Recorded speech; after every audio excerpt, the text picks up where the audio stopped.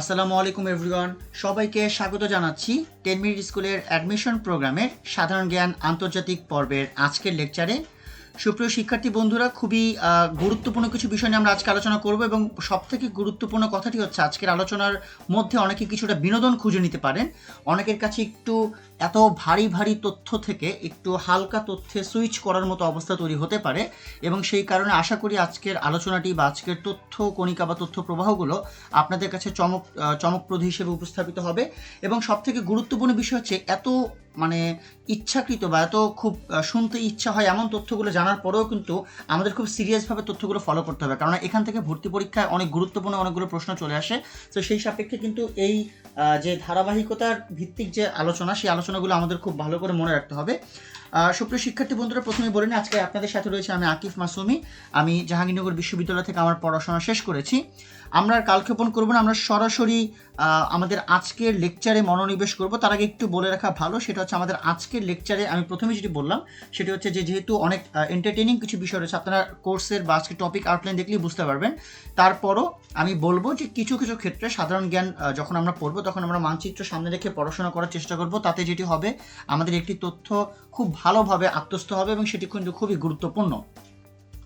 আমরা প্রথমে দেখে নেব আজকে আমাদের আলোচনার টপিকে কি থাকছে। আপনারা দেখতে পাচ্ছেন বিশ্বের ক্রীড়া জগৎ। খুব স্বাভাবিকভাবেই খেলাধুলা সংক্রান্ত আলোচনা আসলে আমাদের সবার একটু মন ভালো হয়ে যায়, আমরা একটু এই সংক্রান্ত তথ্য জানতে ইচ্ছে হয় কিংবা অনেক তথ্য আমাদের অনেক আগে থেকেই জানা থাকে। সো সেই পার্সপেক্টিভ থেকে বিশ্বের ক্রীড়া জগৎ এটি আপনারা আসলে বুঝতে পারবেন। ক্রিকেট, ফুটবল কিংবা অন্যান্য যে খেলাগুলো রয়েছে কিংবা অলিম্পিক গেমস রয়েছে সেই সম্পর্কে আমরা আমাদের তথ্যগুলো জানবো যে কোন কোন বিষয়গুলো আমাদের ভর্তি পরীক্ষার ক্ষেত্রে অতীতে এসেছে এবং ভবিষ্যতেও আসার সম্ভাবনাটি রয়েছে। আমরা দেখতে পাচ্ছি বিখ্যাত ব্যক্তিদের বইসমূহ, বিখ্যাত মনীষীদের উক্তি ও উপাধি। আমরা অনেকেই শখের বশে অনেকগুলো বই পড়ে ফেলি। সো অনেকের কাছে অনেকগুলো বই কমন লাগতে পারে, অনেকের কাছে বিখ্যাত মনীষীদের উক্তি ও উপাধি সেই বিষয়গুলো খুব কমন লাগতে পারে।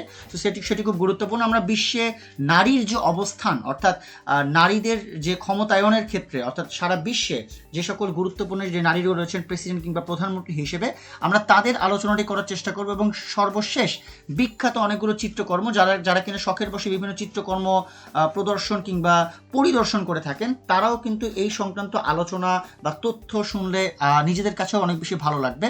সো এই ছিল মূলত আমাদের আজকের টপিকের আউটলাইন। আমরা আশা করি বুঝতে পেরেছি এবং আশা করি সবাই খুবই এই পোর্শনগুলো নিয়ে আলোচনা করার ক্ষেত্রে বা আলোচনার মনোযোগ দেওয়ার ক্ষেত্রে খুবই আগ্রহ প্রকাশ করবেন। আমরা আর কালক্ষেপণ করব না, আমরা সরাসরি শুরু করব আমাদের আজকের আলোচনা। প্রথমে যেটি রয়েছে বিশ্বের ক্রীড়া জগৎ। সো বিশ্বের ক্রীড়া জগৎ নিয়ে আমরা প্রথম যে ক্রীড়া সেকশনটি নিয়ে আলোচনা করবো সেটি হচ্ছে ক্রিকেট। আমরা এখানে অনেকগুলো বিষয় দেখতে পাচ্ছি ক্রিকেট নিয়ে আদ্যপান্ত, এবং আমরা প্রথমেই বলে রাখি এখানে যে তথ্য প্রবাহগুলো সেগুলো কিন্তু খুবই গুরুত্বপূর্ণ। আমরা প্রথমে দেখতে পাচ্ছি যে ক্রিকেট খেলার জন্ম হচ্ছে ইংল্যান্ডে। এটি খুবই বাস্তব একটি বিষয়। ক্রিকেট খেলার যে একদম শুরুটি, সেই শুরুর জায়গা থেকে কথা বলা হচ্ছে। আমরা দেখতে পাচ্ছি যে ক্রিকেটের নিয়ন্ত্রক সংস্থার নাম হচ্ছে আইসিসি বা আন্তর্জাতিক ইন্টারন্যাশনাল ক্রিকেট কাউন্সিল বা আন্তর্জাতিক ক্রিকেট কাউন্সিল, যেটি বলি না কেন।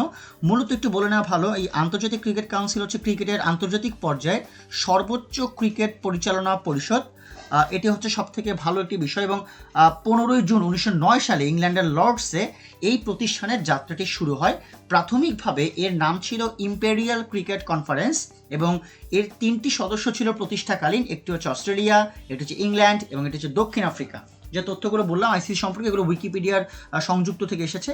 সো বেসিক্যালি এটি হচ্ছে মূলত আইসিসি, এবং আইসিসির সদর দপ্তর হচ্ছে সংযুক্ত আরব আমিরাতের দুবাইতে অবস্থিত, যেটি কিনা আমাদের জানা খুবই গুরুত্বপূর্ণ। আমরা দেখতে পাচ্ছি আইসিসি এটি প্রতিষ্ঠিত 1909 সালে, যেটা আমি একটু আগেই বললাম। আমরা আইসিসি বা ইন্টারন্যাশনাল ক্রিকেট কাউন্সিলের যদি বর্তমান সদস্য দেশটি পর্যালোচনা করি সেটি হচ্ছে 105টি, এবং এর তথ্যসূত্রটি কিন্তু আইসিসির ওয়েবসাইট থেকে পাওয়া। আমরা দেখতে পাচ্ছি 1997 সালে আইসিসি ট্রফি চ্যাম্পিয়ন হয় বাংলাদেশ। অনেকেই চ্যাম্পিয়ন্স লিগ ট্রফি মনে করে, সেটি না, বরঞ্চ এটি হচ্ছে আইসিসি ট্রফি চ্যাম্পিয়ন হওয়ার গৌরব অর্জন করে 1997 সালে বাংলাদেশ।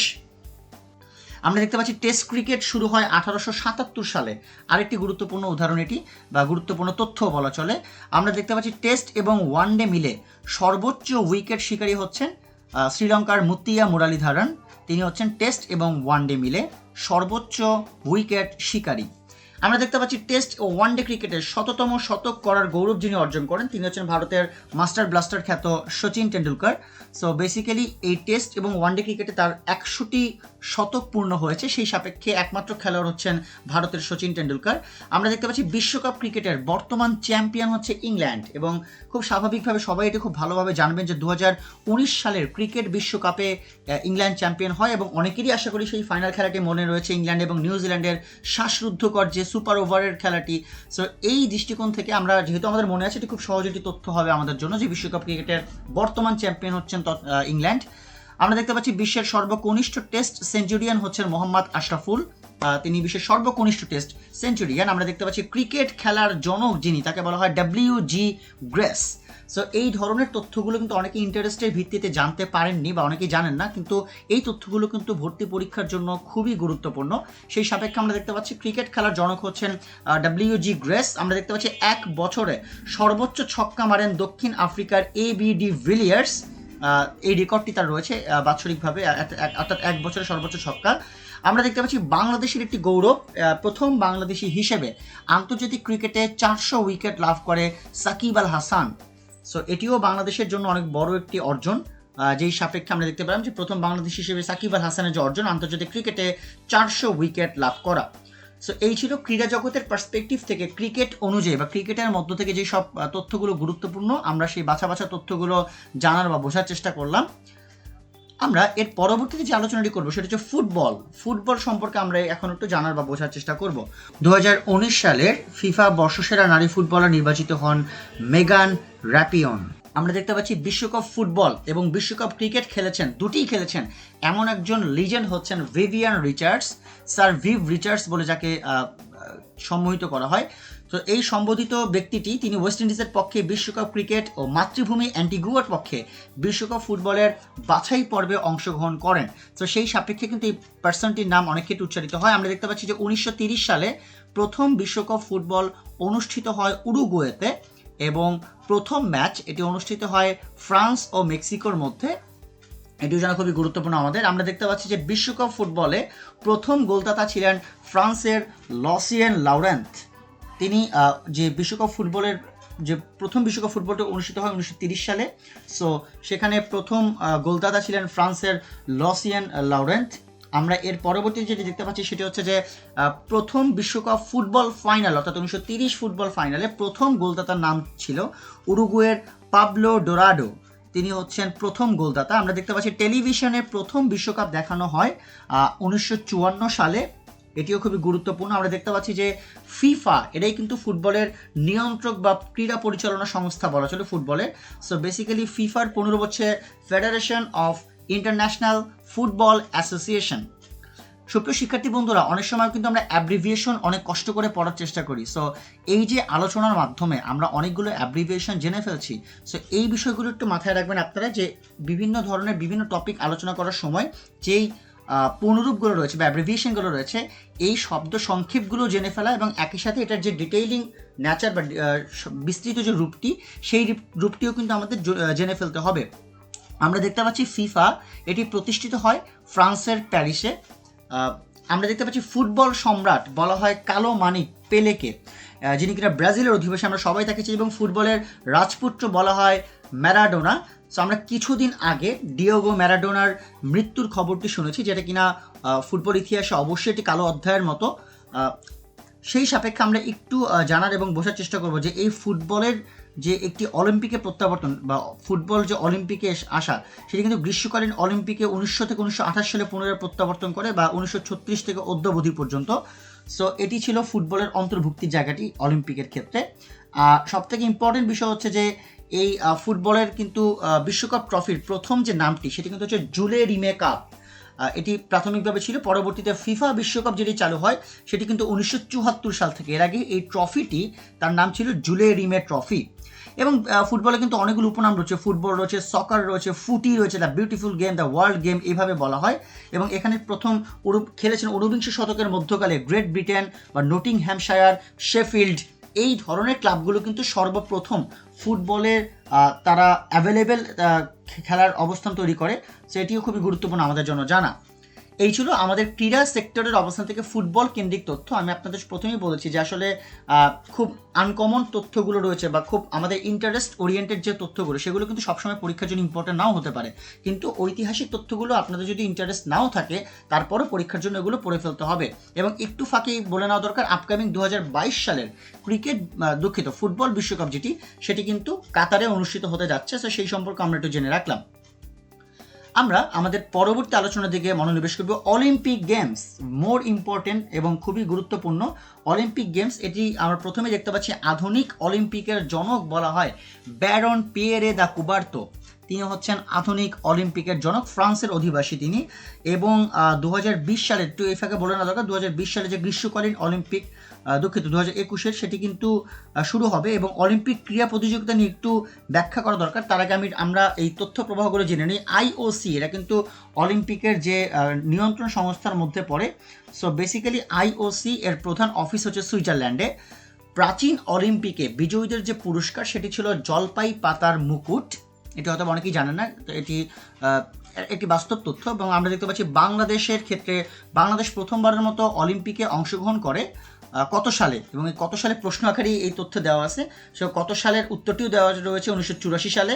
সো আমরা তথ্য প্রবাহ আকারে এখানে জেনে ফেলি। লস অ্যাঞ্জেলস যে অলিম্পিক, সেখানে 1984 সালে বাংলাদেশ অলিম্পিকে অংশগ্রহণ করে এবং সদস্য পদ পায় 1980 সালে।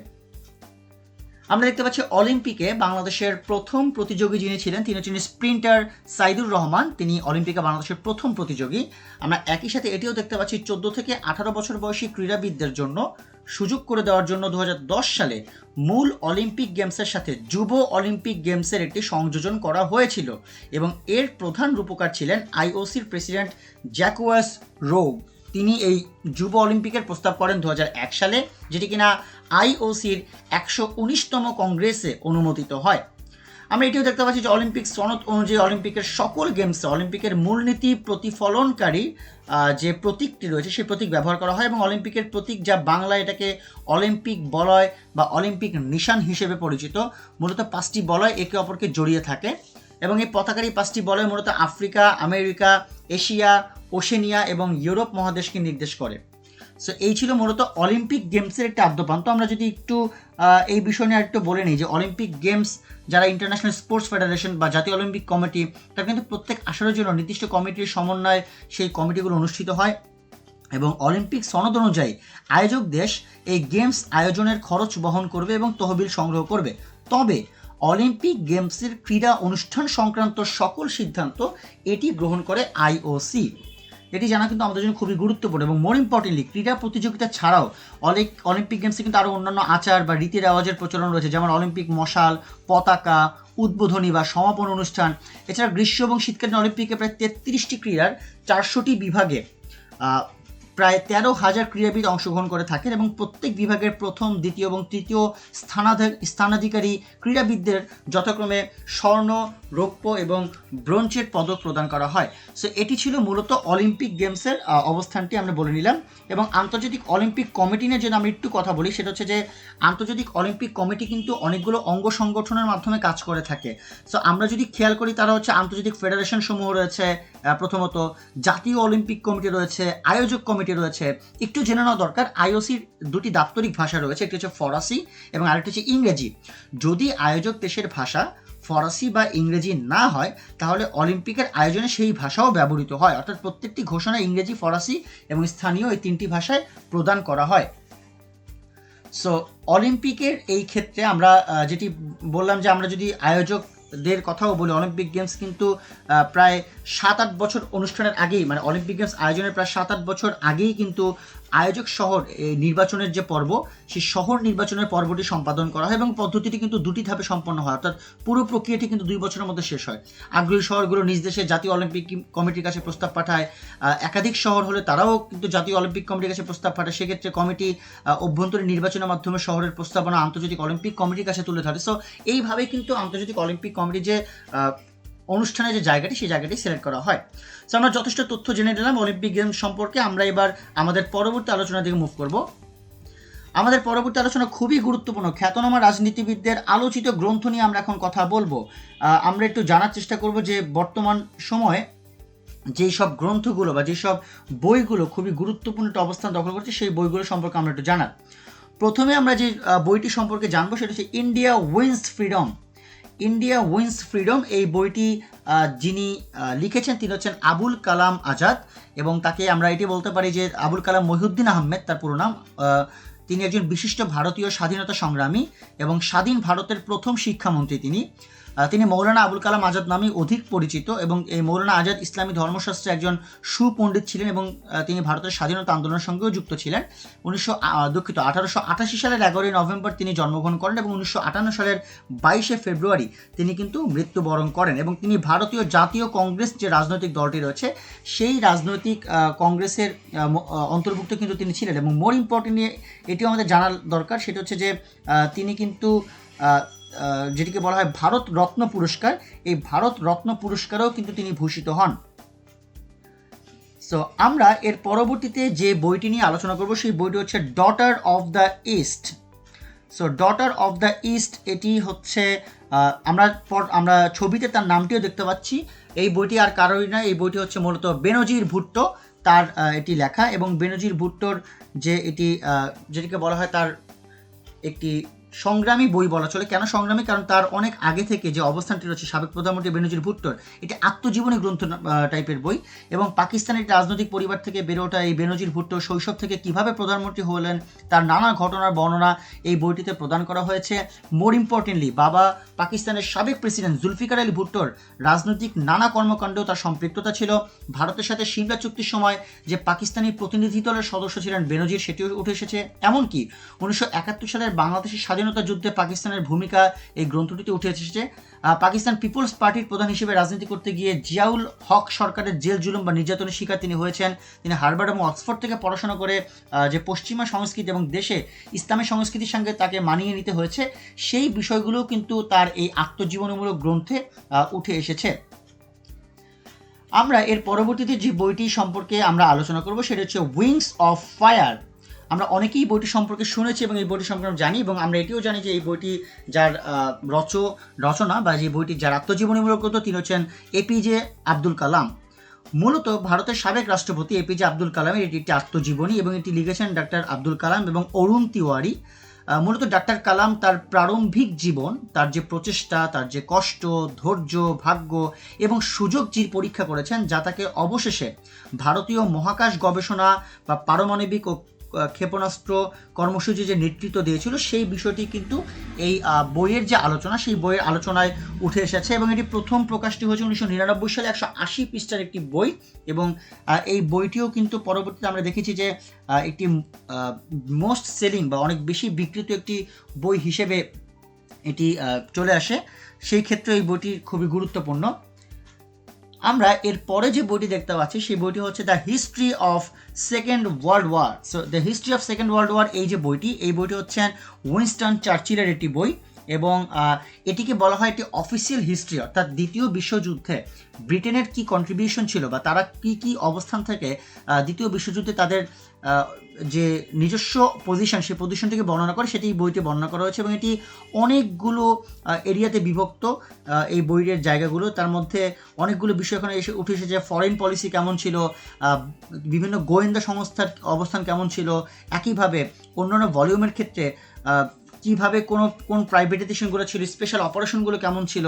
সো এই বিষয়গুলোই মূলত এই বইতে উঠে এসেছে, এবং এই বইটি কিন্তু আমরা দেখেছি যে অনেকগুলো ভলিউম আকারেও প্রকাশ করা হয়, যেটি কিনা পরবর্তীতে আরেকটি মোস্ট সেলিং বা সবথেকে বিক্রিত একটি বই হিসেবে এটি পরবর্তীতে পরিগণিত হয়। আমরা দেখতে পাচ্ছি দ্য স্ট্র্যাটেজিক ভিক্টোরি যার বই তিনি হচ্ছেন ফিদেল ক্যাস্ট্রো।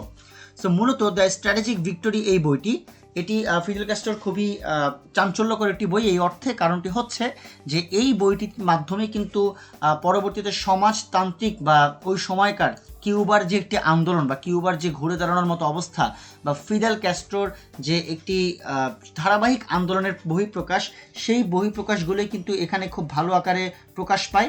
এবং মোর ইম্পর্টেন্টলি আমরা এটিও দেখেছি কীভাবে করে তার যে সমাজতন্ত্রকে একটি ভালো অবস্থান বা ভালো রূপ দেওয়ার যে প্রচেষ্টা, এবং এই বিষয়টি একই সাথে ওই মহাদেশ অর্থাৎ সাউথ আমেরিকান কন্টিনেন্টে যেভাবে যেই ধরনের প্রতিকূল অবস্থা ফেস করতে হয়েছে সেই বিষয়গুলো এই বইতে উল্লেখ করা রয়েছে। আমরা দেখতে পাচ্ছি লিভিং হিস্ট্রি আরেকটি গুরুত্বপূর্ণ বই, এবং এটা হচ্ছে হিলারি রডহ্যাম ক্লিন্টনের। মূলত এই বইটি হচ্ছে হিলারি রডহ্যাম ক্লিন্টনের 2003 অর্থাৎ 2003 সালের একটি স্মৃতিচারণ। যখন থেকে তিনি নিউ ইয়র্ক থেকে একজন সিটিং সিনেটর ছিলেন তখন এই বইটি লেখা হয়েছিল, এবং এটি 2003 সালের 9 জুন এটি প্রথম প্রকাশ পায়। এবং এই বইটির যদি ধারা আমরা বলি, এটি জীবনী ধারার বই, প্রায় 562 পৃষ্ঠার একটি বই। এটি হচ্ছে লিভিং হিস্ট্রি। সো এটিও কিন্তু খুবই আলোচিত একটি বই আমাদের যে বৈশ্বিক ইতিহাসের ক্ষেত্রে। সো এই বিষয়টি খুবই গুরুত্বপূর্ণ। আমরা অন্যান্য আরও কিছু আলোচক গ্রন্থ এবং আমরা দেখতে পাচ্ছি অন্যান্য খ্যাতনামা ব্যক্তিদের আলোচিত গ্রন্থ, সেই সাপেক্ষে আমরা আরেকটু আলোচনা করব। প্রথমেই আমরা যে বিষয়টি দেখতে পাচ্ছি সেটা হচ্ছে the old man and the sea, Ernest হেমিংওয়ের খুবই বিখ্যাত একটি বই, the old man and the sea. মূলত এটি প্রখ্যাত মার্কিন লেখক আর্নেস্ট হেমিংওয়ে কর্তৃক 1951 সালে কিউবায় অবস্থাকালীন সময় লিখিত, এবং এটি 1952 সালে প্রকাশিত উপন্যাস। মোর ইম্পর্টেন্টলি এটি লেখকের জীবনকালে প্রকাশিত সর্বশেষ ফিকশন ধর্মী রচনা, অর্থাৎ আর্নেস্ট হেমিংওয়ের লাস্ট ফিকশন ধর্মী রচনা ছিল এটি, the old man and the C. এবং এটা তার সেরা লেখাগুলো একটি। উপন্যাসের প্রধান কাহিনী কিন্তু বর্ণিত হচ্ছে উপসাগরীয় স্রোতে বিশাল এক মার্লিন মাছের সাথে সান্টিয়াগোর এক বৃদ্ধ জেলের সংগ্রামের কাহিনী। এবং একটু জানা দরকার আমাদের 1953 সালে the old man and the C সাহিত্যে পুলিৎজার পুরস্কার লাভ করে, এবং 1954 সালে এটি নোবেল পুরস্কার লাভ করে। এটি ছিল মূলত যেটিকে বলা হয় the old man and the C, এবং এই বইয়ের একটি সংক্ষিপ্ত বিষয় আমরা বলে ফেললাম। আমরা দেখতে পাচ্ছি ব্রিফ হিস্ট্রি অফ টাইম, আর একটি খুব গুরুত্বপূর্ণ বই, brief history of time, Stephen হকিংয়ের খুবই কালজয়ী একটি বই। আমরা বাংলাটিকে বলতে পারি যে কালের সংক্ষিপ্ত ইতিহাস। সো এই বইটি আধুনিক যুগের অন্যতম সেরা জ্যোতির্বিজ্ঞান এবং বিশ্বতত্ত্ববিদ স্টিফেন হকিং লিখিত একটি জনপ্রিয় ধারার বিজ্ঞান গ্রন্থ, এবং স্টিফেন হকিং লিখিত বইয়ের মধ্যে এটি সর্বাধিক জনপ্রিয়তা অর্জন করে, এবং এই বইয়ের জন্যই মূলত হকিং ব্যাপক পরিচিতি লাভ করেন। বইটি সর্বাধিক বিক্রিত বইয়ের মর্যাদা পায়, এবং 1988 খ্রিস্টাব্দে প্রকাশের পর 2008 খ্রিস্টাব্দের মধ্যে বইটির প্রায় 10 মিলিয়ন কপি বিক্রি হয়ে যায়। তাছাড়া এটি লন্ডনের সানডে টাইমস পত্রিকার তথ্য মতে প্রায় 235 সপ্তাহ সর্বাধিক বিক্রিত বইটি ছিল। 1991 অর্থাৎ 1991 খ্রিস্টাব্দে এই বইয়ের নাম অবলম্বন করে পরিচালক ইরল মরিসন একটি জীবনীমূলক প্রামাণ্য চলচ্চিত্র নির্মাণ করেন, যেখানে স্টিফেন হকিং নিজেই অভিনয় করেন। আমরা এর অনুবাদও দেখেছি, সত্যজিৎ দাশগুপ্ত তিনি এর অনুবাদটিও সম্পন্ন করেন। আমরা মূলত এটি ইংরেজি ভাষার বই, এটি আমরা সবাই জানি। প্রকাশনার তারিখ কিন্তু 1988 সালে, যেটা কিনা 1998 সাল পর্যন্ত পরিবর্ধিত, এবং এটি 256 পৃষ্ঠার একটি বই, যেটি আমরা জানতে পারলাম। এর পরবর্তীতে আমরা খুবই আলোচিত আরেকটি বই নিয়ে আলোচনা করব, সেটা হচ্ছে যে দাস ক্যাপিটাল কিন্তু কার্ল মার্কসের খুবই গুরুত্বপূর্ণ একটি বই। এবং কেন গুরুত্বপূর্ণ বই? কারণ কার্ল মার্কসের লেখা এটি পুঁজিবাদের সমালোচনামূলক একটি বই। সমাজ প্রগতির সাথে অর্থনীতির জটিল সম্পর্কটি কিন্তু মার্ক্সবাদের প্রধান অংশ, আমরা সবাই সেটি জানি। এবং সামাজিক ইতিহাসের ব্যাখ্যায় মার্ক্স এটি দেখিয়েছেন যে কোনো ঐতিহাসিক যুগ বা তার যে এটি সমকালীন পণ্য উৎপাদন ব্যবস্থার দ্বারা নিয়ন্ত্রিত। অর্থাৎ উৎপাদন ব্যবস্থা বলতে মার্ক্স সাধারণভাবে কিন্তু উৎপাদন প্রসঙ্গটি তোলেননি, তিনি জোর দিয়েছেন উৎপাদন সম্পর্কের উপর। অর্থ উৎপাদন ব্যবস্থার উপর নির্ভর করে সামাজিক মানুষ পরস্পরের সঙ্গে যে সম্পর্কটি গড়ে তোলে। মূলত এই আলোচনাটি এই বইতে রয়েছে, এবং জার্মান ভাষায় এটি রয়েছে। পরবর্তীকালে অনেক ভাষা অনুদিত হয় এই বইটি। এটি একটি রাজনৈতিক তত্ত্বমূলক এবং অর্থনীতি কেন্দ্রিক একটি বই। এর প্রকাশক ছিলেন ভার্লাক ভন অট্টো মেইজনার, এবং এর প্রকাশনার তারিখ হচ্ছে 1867, 1885, 1894 এই সময়টিতে মূলত এই বইটি প্রকাশ পায়। আমরা এর পরবর্তীতে আমরা আরেকটি বইয়ের দিকে মনোনিবেশ করব, the god of small things. So the god of small things এই বইটি আরেকটি গুরুত্বপূর্ণ বই। এবং এই কেন গুরুত্বপূর্ণ বই? কারণটা হচ্ছে যে এই বইটি মূলত ভারতীয় লেখক অরুন্ধতী রায়ের প্রথম উপন্যাস। এটি হচ্ছে ভ্রাতৃ যমজদের শৈশবকালীন অভিজ্ঞতার গল্প, যাদের জীবন বিভিন্নভাবে বিধ্বস্ত হয়। একটি প্রেম ভালোবাসা দ্বারা কাকে ভালোবাসা উচিত এবং কিভাবে, এবং কতটা ডাউন রয়েছে বইটি, কিভাবে ছোট জিনিসগুলির মধ্যে মানুষের আচরণ এবং তাদের জীবনকে প্রভাবিত করে সেটি আবিষ্কার করার চেষ্টা করে। এবং এই বইটি মূলত 1997 সালে প্রথম প্রকাশ হয়, ইংরেজি ভাষার একটি বই। এবং এটি যদি আমরা ধারা নিয়ে আলোচনা করি, এটি একটি উপন্যাস, এটি মনোবিদ্যাগত কল্পকাহিনীও বলা যায় বা গারস্থ কল্পকাহিনীও কিন্তু এখানে আমরা উল্লেখ করতে পারি। এটি ম্যান বুকার পুরস্কারও কিন্তু লাভ করে।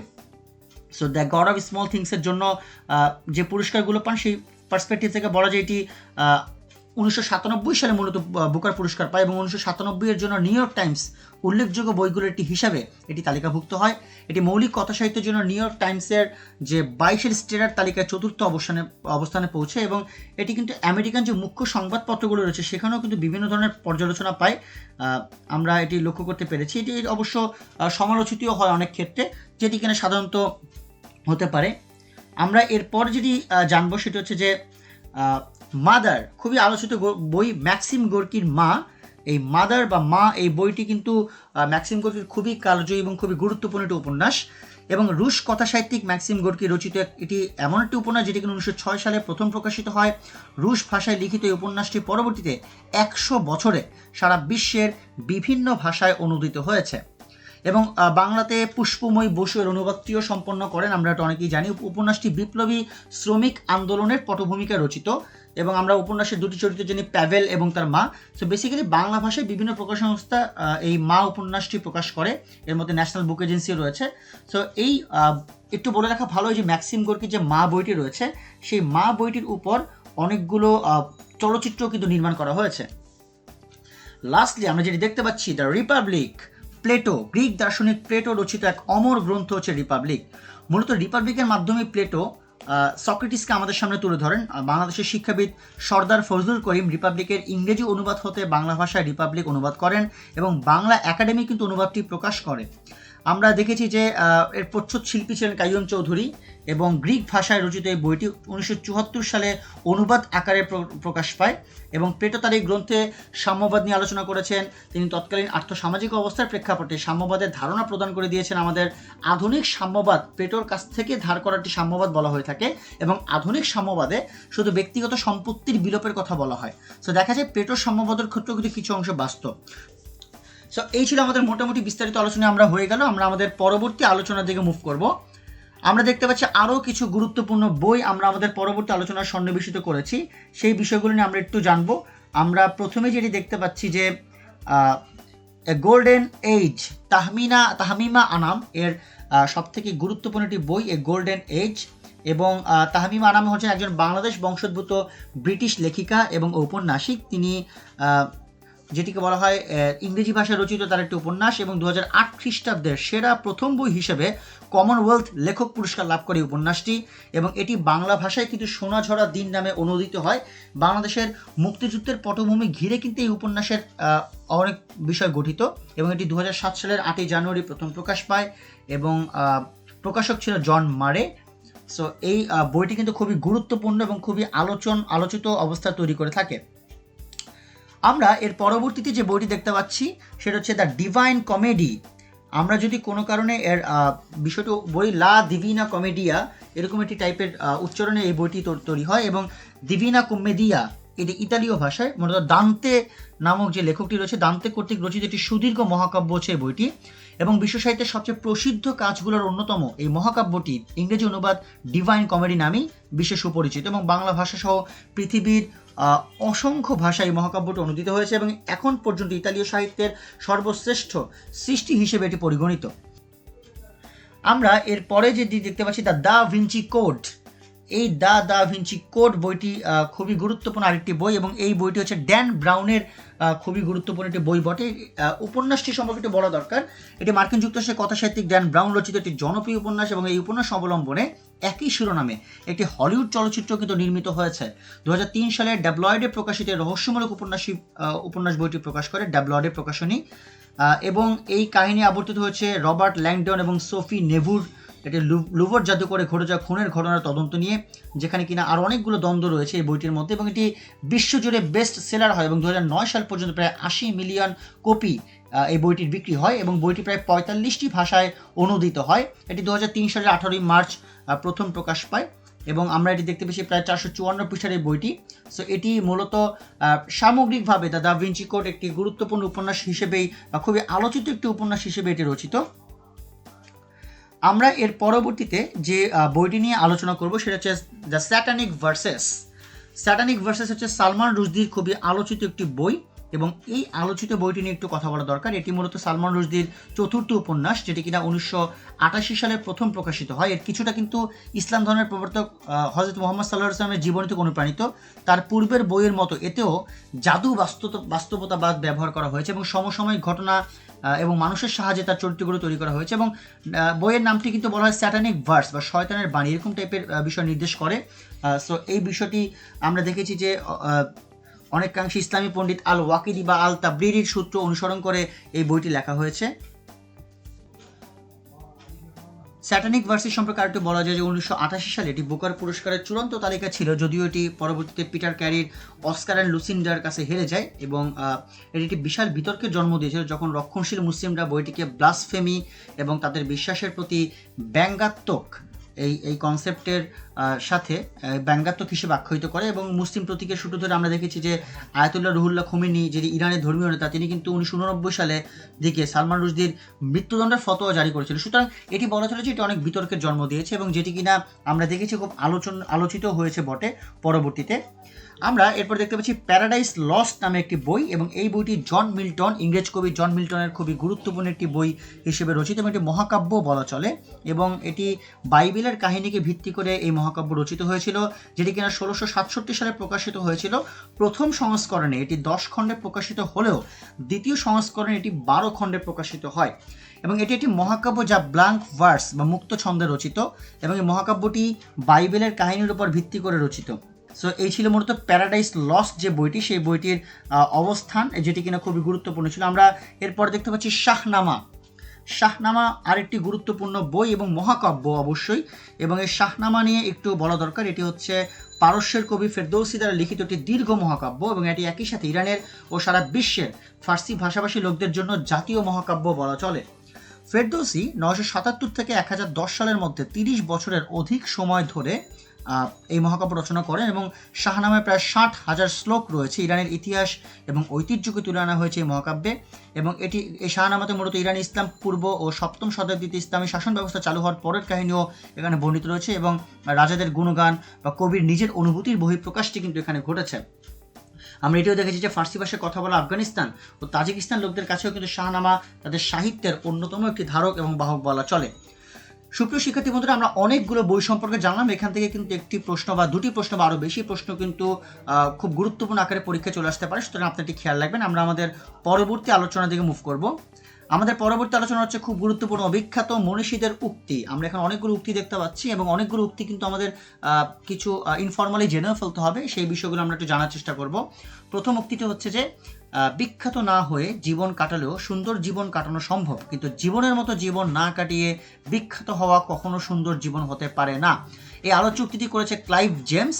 সো আমি একটু বলে রাখা ভালো, এই ভর্তি পরীক্ষা কিন্তু অনেকগুলো উক্তি চলে আসে এবং এটি খুব কম আসে, বাট এটি মোটামুটি গুরুত্বপূর্ণ। এখান থেকে প্রশ্ন আসার সম্ভাবনা কিন্তু রয়েছে।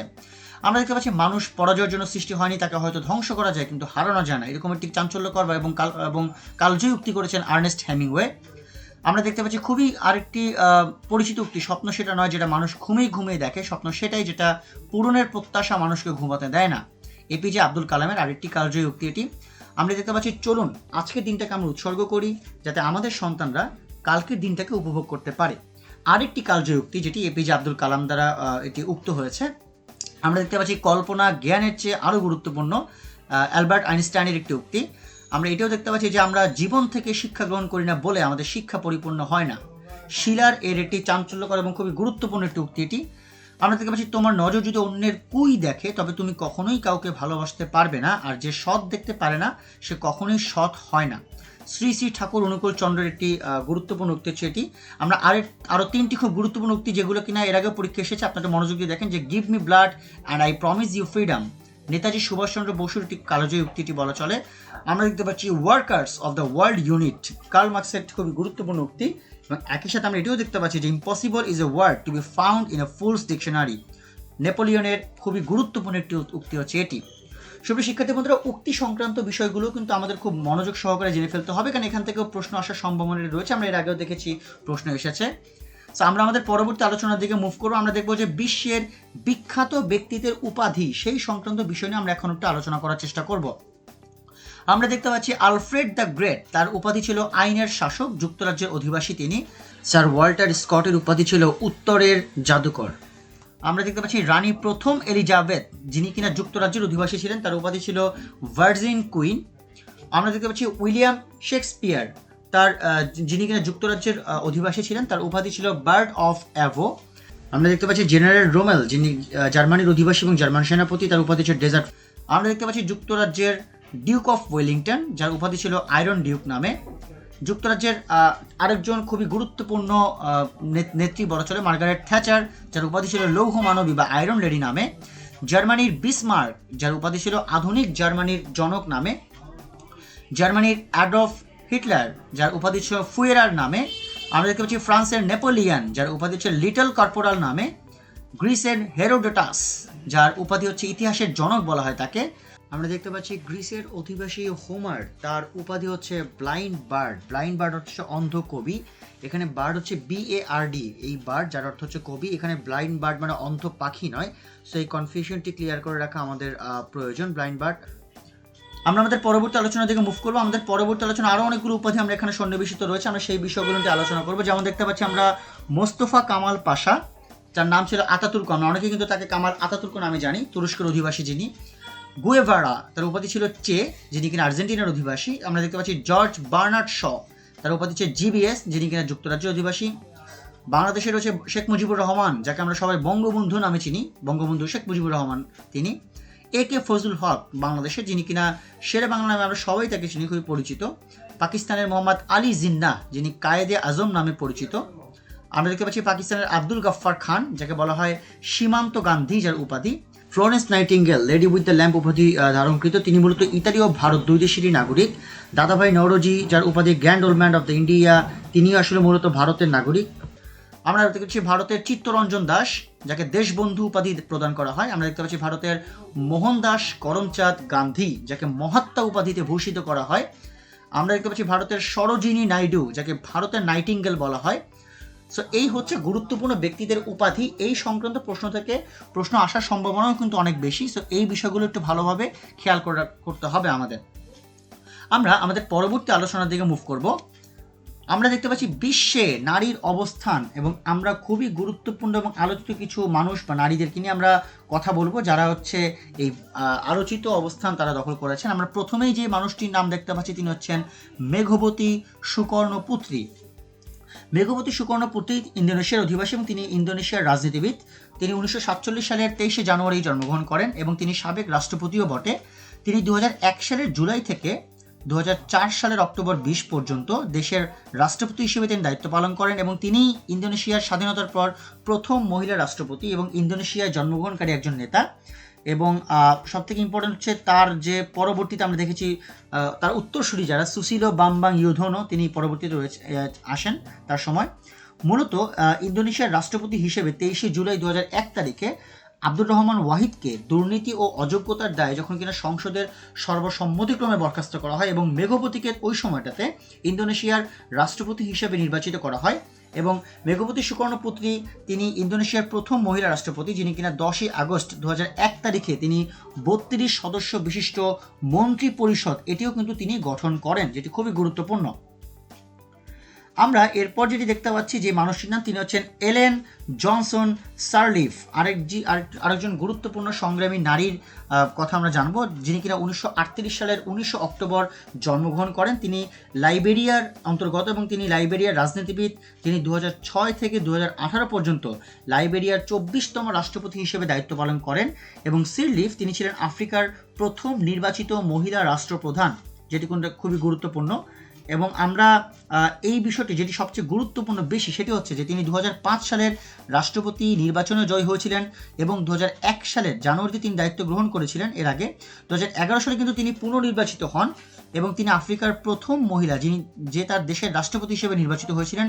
এবং তিনি নারীকে শান্তিরক্ষী প্রক্রিয়ায় আনার প্রচেষ্টার স্বীকৃতি হিসেবে 2011 সালে নোবেল শান্তি পুরস্কার জয়লাভ করেন, যেটি সবচেয়ে গুরুত্বপূর্ণ তথ্য। আমি আবারও বলছি, শিক্ষার্থী বন্ধুরা এটি মনে রাখবেন যে 2011 সালে তিনি নোবেল শান্তি পুরস্কার অর্জন করেন নারীকে শান্তিরক্ষা প্রক্রিয়ায় আনার প্রচেষ্টার জন্য, এবং নেতৃত্বের জন্য তিনি আরও অনেক পুরস্কার পেয়েছেন। এবং জুন 2017 সালে সার্লিফ পশ্চিম আফ্রিকার রাজ্যের অর্থনৈতিক সম্প্রদায়ের সভাপতির পদে পদে নির্বাচিত হয়েছিলেন এবং তৈরি হওয়ার পর থেকে তিনি ওই পদে অধিষ্ঠিত প্রথম মহিলা হিসেবেই তিনি খ্যাত ছিলেন।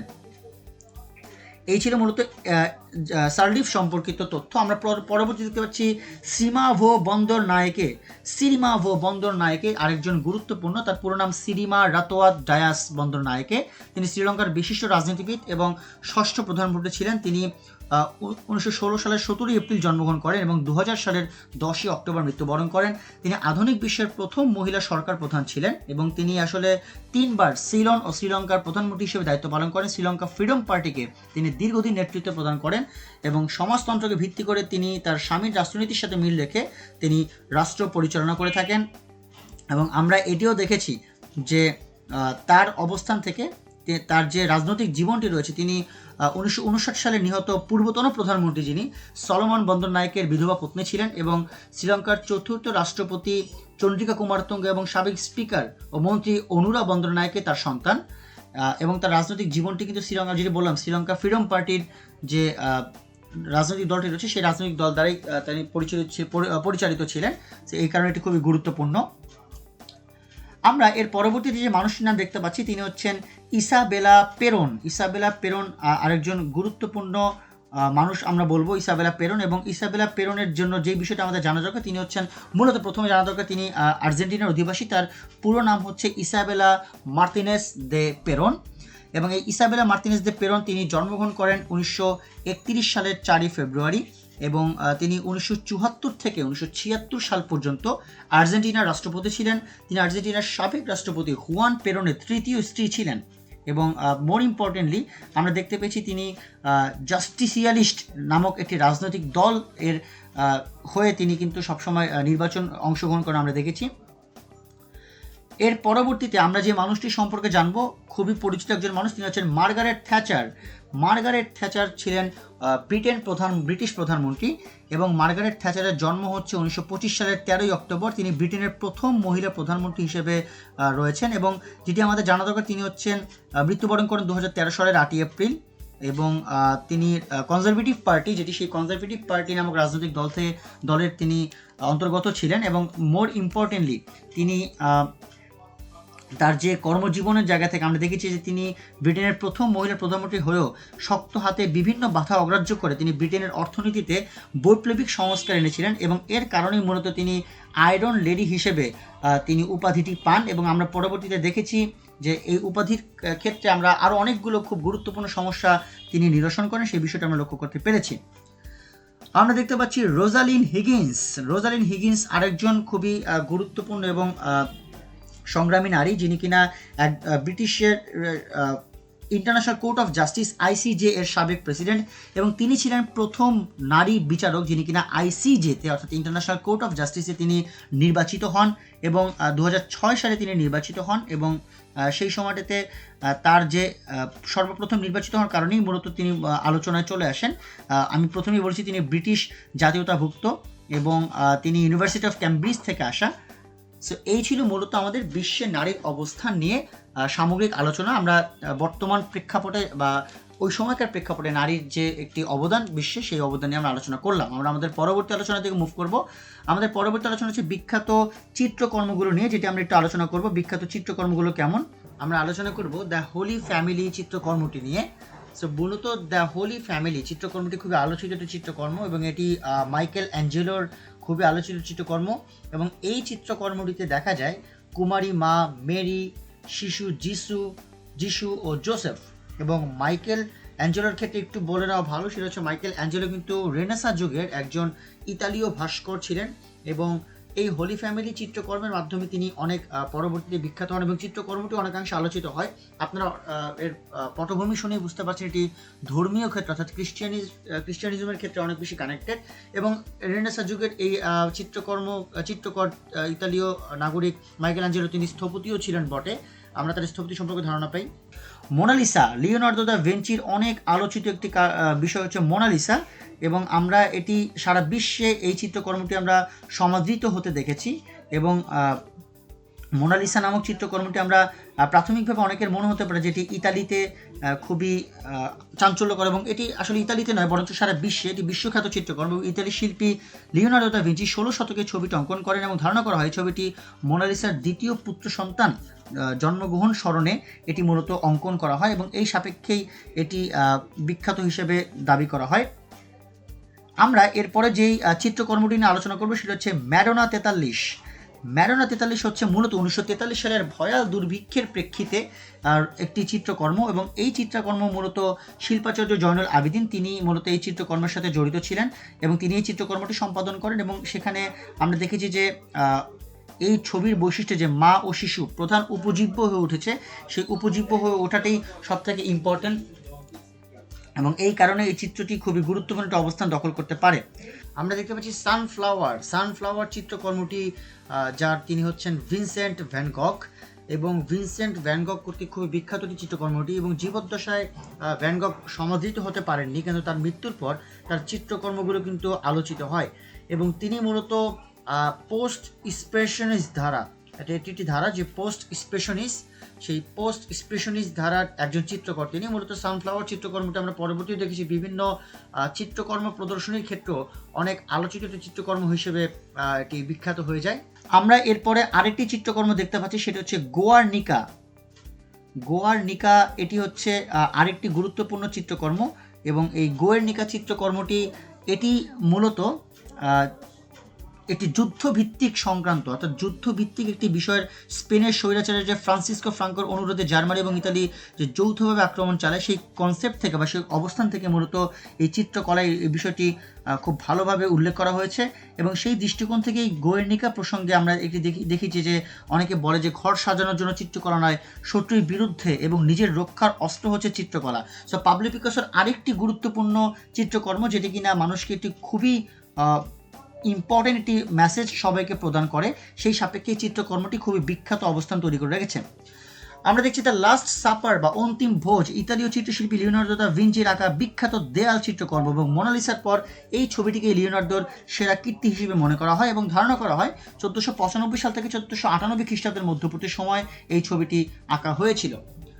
তো সুপ্রিয় শিক্ষার্থী বন্ধুরা, এই ছিল বিখ্যাত চিত্রকর্ম কেন্দ্রিক আলোচনা। আমরা আমাদের আলোচনার একেবারে শেষ পর্যায়ে চলে এসেছি। আমরা দেখে নিব পূর্ববর্তী বছরের প্রশ্নগুলো আমাদের আজকের লেকচারের সাথে কোন কোন বিষয়গুলো জড়িত। দ্য রিপাবলিক গ্রন্থের রচয়িতা কে? ঢাকা ইউনিভার্সিটিতে দুবার এসেছে, ডি ইউনিটে 2017-16 এবং জাহাঙ্গীরনগর ইউনিভার্সিটিতে 2010 এসেছে। উত্তরটি হচ্ছে প্লেটো, আমরা সবাই সেটি জানি। আই হ্যাভ এ ড্রিম উক্তিটি কার? এটি হচ্ছে Martin Luther. I have a dream, এবং আই হ্যাভ এ ড্রিম এই যে উক্তিটির একটি প্রেক্ষাপটও রয়েছে, কারণ এর মাধ্যমে যে বর্ণবাদ এই কনসেপ্টটিকে এই বিষয়টিকে একটু প্রকাশ করা হয়। মার্টিন লুথার কিং জুনিয়র তিনি মূলত উক্তিটি করেন, এবং এটিও কিন্তু ঢাকা ইউনিভার্সিটি 2017 সালে এসেছে, ডি ইউনিটে 2014-তে, 12-তে, 2006 এসেছে। Man is born free and change উক্তিটি কার? এটিও ঢাকা ইউনিভার্সিটিতে দুইবার এসেছে, এটি রুশোর উক্তি, জ্যাক রুশো। আমরা দেখতে পাচ্ছি লং ওয়াক টু ফ্রিডম গ্রন্থের রচয়িতা কে? Nelson Mandela. ঢাকা ইউনিভার্সিটি এই প্রশ্নটি দুইবার এসেছে, ডি ইউনিটে, বি ইউনিটেও এসেছে একবার, জগন্নাথ ইউনিভার্সিটি ডি ইউনিটে একবার এসেছে। আর্চারি কোন দেশের জাতীয় খেলা? এটি হচ্ছে ভুটানের জাতীয় খেলা আর্চারি, এটিও ঢাকা ইউনিভার্সিটিতে একবার এসেছে, জগন্নাথ ইউনিভার্সিটি বি ইউনিটে 2016 সালে একবার এসেছে। মাইকেল জর্ডান কোন খেলার সাথে যুক্ত? এটি খুবই গুরুত্বপূর্ণ প্রশ্ন, এবং কেন গুরুত্বপূর্ণ প্রশ্ন? কারণটি হচ্ছে মাইকেল জর্ডান তিনি কিন্তু বেসবল খেলার জন্য যুক্ত, এবং তাকে বলা হয় খুব সংগ্রামী প্লেয়ার, কারণ ওই সময়টাতে তিনি তার মাধ্যমে কিন্তু খেলাটিকে তিনি অনেক বেশি জনপ্রিয় করে তোলেন। দুঃখিত, বেসবল না, তিনি একজন পেশাদারী বাস্কেটবল খেলোয়াড়, এবং তিনি তার প্রজন্মের সবচেয়ে জনপ্রিয় অ্যাথলিট, এবং NBA 1980-90 দশকে গুরুত্বপূর্ণ ভূমিকা তিনি রাখেন প্রচারণার ক্ষেত্রে। বিশ্বকাপ ফুটবল 2022 কোথায় অনুষ্ঠিত হবে? এটি কাতারে অনুষ্ঠিত হবে, আমরা একটু আগেই জেনেছি। ঢাকা ইউনিভার্সিটি 2017 সালে এটি এসেছে। ক্রিকেট পিচের দৈর্ঘ্য কত? ঢাকা ইউনিভার্সিটির প্রশ্ন এটি, এবং এটি হচ্ছে 22 গজ। And last, the Asian drama গ্রন্থের রচয়িতা কে? উত্তরটি হচ্ছে গুনার মিডাল, এবং এটিও ঢাকা ইউনিভার্সিটির প্রশ্নে এসেছে। সুপ্রিয় শিক্ষার্থী বন্ধুরা, আমরা একেবারে আমাদের আলোচনা শেষ পর্যায়ে চলে এসেছি। সবাইকে আন্তরিক ধন্যবাদ জানাচ্ছি এতক্ষণ ধরে আমাদের আলোচনা আত্মস্থ করার জন্য। আমি আশা করি আপনারা তথ্যগুলো খুব ভালোভাবে বুঝতে পেরেছেন, সক্ষম হয়েছেন। শুধু বুঝলেই হবে না, এখন থেকে প্র্যাকটিসটাও ঠিকভাবে করতে হবে, পড়াগুলো ধারাবাহিকভাবে পরিচালিত করতে হবে এবং আশা করব আপনারা মানচিত্র দেখে পড়লে এই তথ্যগুলো আপনাদের জন্য আরও বেশি সহজতর হয়ে যাবে। সবাইকে আবারও ধন্যবাদ জানিয়ে আজকের মতো এখানেই শেষ করছি। সবাই ভালো থাকবেন, আশা করি আপনাদের সাথে পরবর্তীতে অন্য কোনো লেকচারে দেখা হবে। ততদিন পর্যন্ত ভালো থাকবেন, সুস্থ থাকবেন, 10 মিনিট স্কুলের সাথে থাকবেন। সবাইকে ধন্যবাদ।